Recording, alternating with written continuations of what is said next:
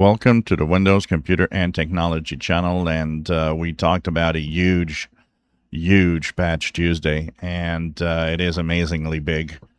A lot of it is Windows, of course. Several hundred of the flaws are within Windows.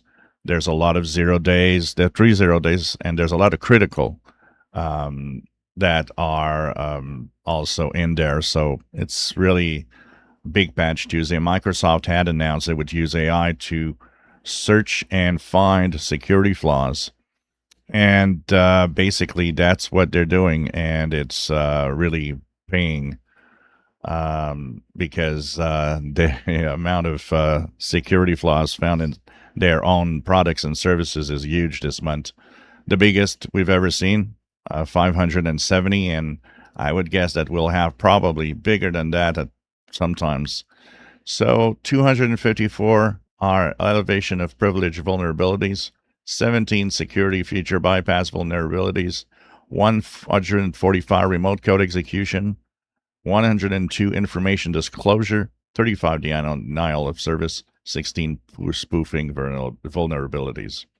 I will share the link to this Bleeping Computer page if you want to go and check out a little more details on what's in there. They actually have a drop-down list of a lot of security flaws. So basically in there, you will see the big list at the bottom of the page where you'll see each of the services, where in Windows all the flaws are, and so on. So check it out because it's a massive month in terms of security. As for the install itself, in my case, I didn't notice, even though it should be maybe a little longer because it's a bigger security update.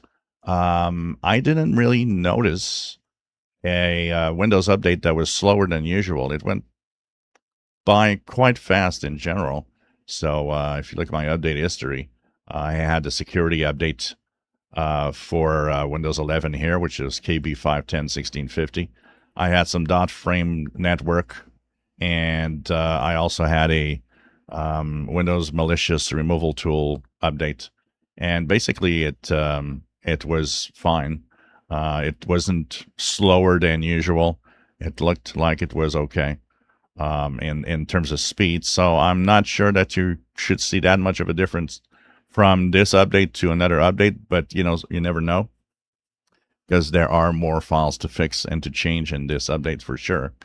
Now it's a bigger update, so maybe it will scare some people saying, well, I'm going to wait because maybe it could, have a lot of consequences because of its size.